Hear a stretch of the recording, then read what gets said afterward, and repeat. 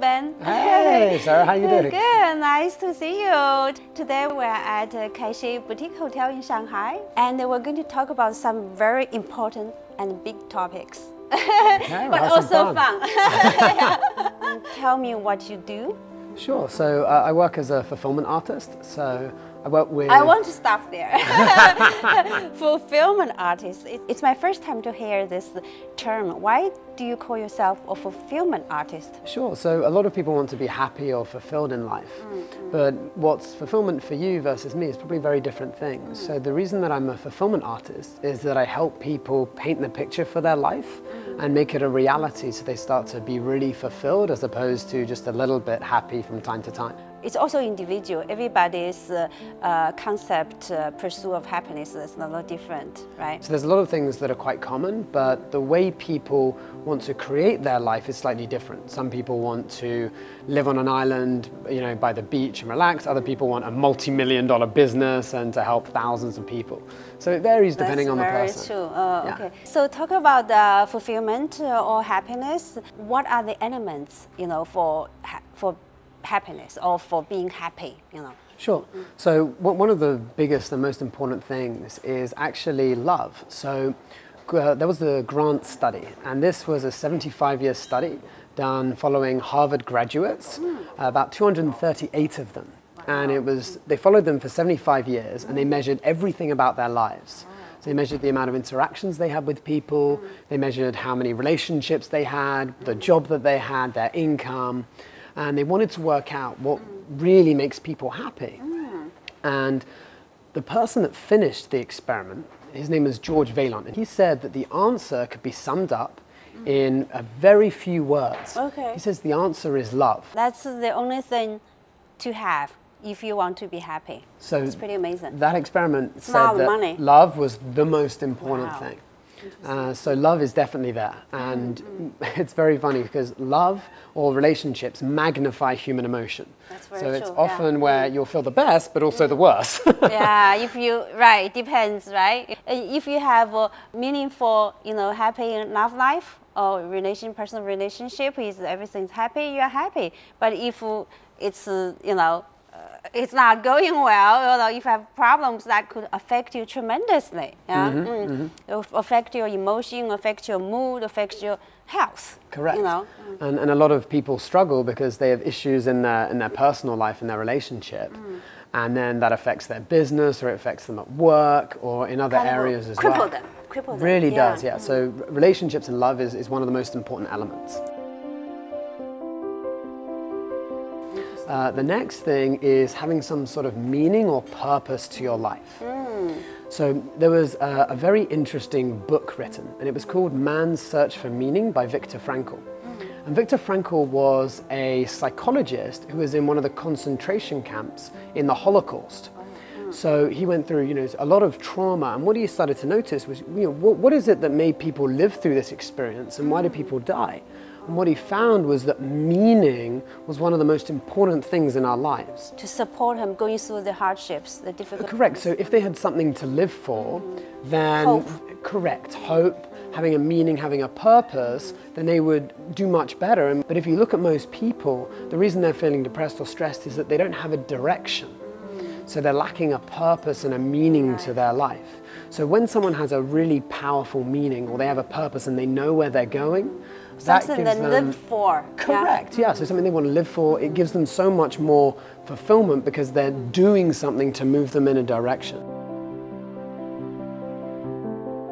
One of the other elements is being able to control your mind. Oh, this is very important. And it's easier now to sort of get more stress because we're in a society where we want things instantaneously. Right, and change so fast. Correct, it changes so quickly, and we can get things almost instantaneously. So we have information overload. On your cell phone, everybody on their cell phone, you know. Correct. We chat the moments. Social media. Social media is good, but also can cause stress. Yeah, I think that with technology increasing, it does a lot of good for us, but it also does a lot of bad. Yes, anxiety, stress, a lot. People have a lot of anxiety and stress because most people can't stop. If you look at people on the metro, right, and you look at everyone, they're all on their phone like this.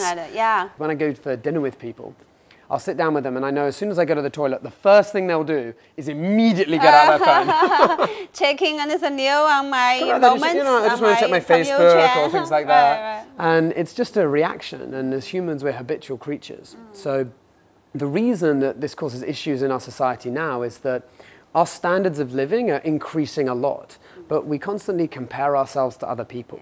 We see their moments, why is it everyone's on holiday? Exactly. You check your moments, they're flying here. Why that guy is on the beach in an exotic location, I'm stuck in the office. Exactly, you're in the office, you're working, and then some other guys on the scuba diving, they're working, and all that, WeChat shows you, or Facebook or whatever platform it is, shows you the best of everyone else's lives, and you look at your life and you think, my life sucks. What am I doing? My life sucks, right?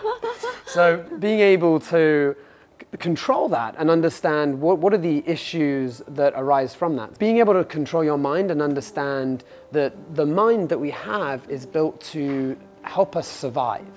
It's not created to make us happy. So that's why most people are constantly thinking, what's wrong? Am I good enough? Did I make a mistake here? And we often ask ourselves questions. Self-doubt. Sometimes we don't have confidence, right? Correct. I want to do this, but what if it failed? Right? Correct. My friends, my family, everybody will be laughing at it. That's a perfect question. So sometimes we ask ourselves really bad questions. What if it fails? Right? And we keep asking ourselves, well, what if it fails? What if it fails? And that's where a lot of people get stuck. So they say, okay, what if I fail? Well, then I'm going to embarrass my family, and I'm going to embarrass my friends, and I'm going to lose all my money. I'm going to lose my face, and then everyone's going to laugh at me, and then I'll be incredibly embarrassed. That's going to be horrible. So it's better that I just do what I'm doing. Right, just keep on what I'm doing. Correct. But then they're not happy. And there's a lot of issues that arise there. So being able to align yourself so you don't have those doubts and those worries, and you can think of things that you're grateful for and feel abundant, and take risks that are like clever and smart risks as opposed to silly risks, makes a big difference for people. So we got the 3 elements. Yeah, so those 3 are some of the core elements. And then one of the last ones, which a lot of people forget at, is actually contribution. Giving. Yeah, giving back, contribution, giving back. To something, to whoever, society or other people. Correct. And often when we give, we feel even more happy. Yes. It's very true. Yep. I think many people who had never tried, they think they may lose something, right? They are giving away something. But actually, once you try, you feel very happy. There's a sense of satisfaction, sense of fulfillment, make you feel very good. Because you make other people feel good, and you feel very good. I mean, this is my real experience. Sometimes it's very small, right? You don't have to give a lot if you can't, but just very tiny things. Could be material, could be money, could be anything, could be support. Could be emotional support, time, anything. Emotions, whatever it is. Right. So they've done different experiments. There's a $5 experiment, and this was done in Canada. And what they did is they gave loads of students $5, and they said, spend it on yourself, and then we're going to come back and we're going to see if you're happier. And then they took the other half and they said, okay, these $5 spend on someone else. And what they found is that the people that spent $5 on someone else felt happier. So we often get scared to give, but actually being able to give is one of the best ways to receive. You receive. You give away, but then you actually get something in return. Correct. Yeah. So those are the 4 elements that are very important. As a regular person, to put it very simply, what's your advice to people just to try to live a happy life? So one of the biggest things that I think can help improve people's lives massively is gratitude. So the reason that I say this is that most humans, or all humans, we adapt so quickly. So what happens is we have Wi-Fi, we have the metro that arrives on time, our Kuaidi should be here immediately.